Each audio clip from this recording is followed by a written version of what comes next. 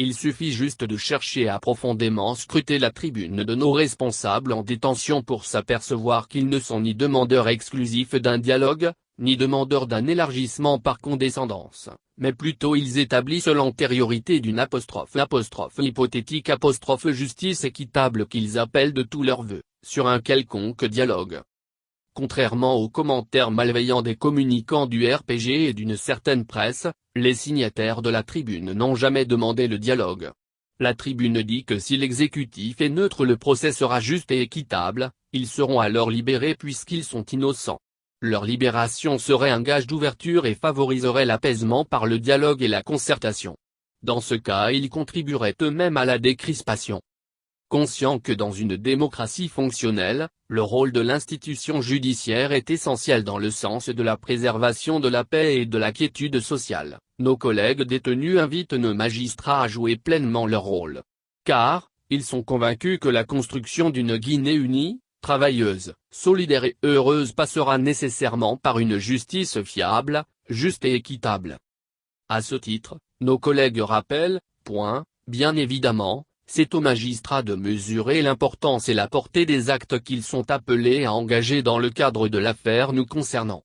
Qui pourrait douter que son déroulement et l'issue qui en sortira constitueront un jalon essentiel dans la volonté de décrispation du climat politique récemment exprimé par tous les acteurs politiques, les ONG de défense des droits humains, les pays partenaires de la Guinée et d'une certaine manière les autorités guinéennes.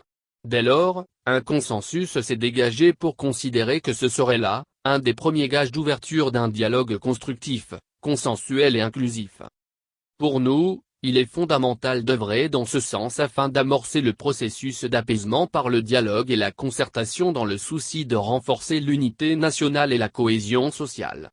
Nous espérons pouvoir apporter notre contribution en continuant de jouer encore notre rôle sur la scène politique au service de notre pays.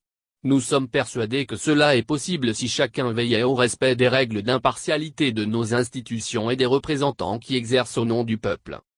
Nous estimons que le moment est probablement venu, qu'une situation opportune est là et qu'il faut la saisir. Nous pensons qu'il est temps que chaque Guinéen prenne résolument l'engagement de promouvoir l'exercice d'une démocratie apaisée, l'unité et la réconciliation de tous les fils et filles de notre Guinée. Après avoir constaté différentes interprétations de cette tribune, la direction nationale du parti a trouvé opportun de faire une déclaration pour non seulement contrer les détractions malveillantes qui fusent déjà de partout où se trouvent des fantoches d'Alpha Condé, mais aussi pour faire savoir à ceux qui feignent l'ignorer que les vraies décisions du parti ne sont même pas prises par le président mais plutôt par les organes qui en ont qualité. Il paraît important pour la cellule de communication de l'UFNG de recadrer le débat et d'inviter nos communicants et surtout les hommes et femmes de médias à plus de lucidité et de discernement car les deux textes ne se contredisent pas mais se recoupent et se complètent. La cellule de communication sait compter sur la bonne compréhension des uns et des autres.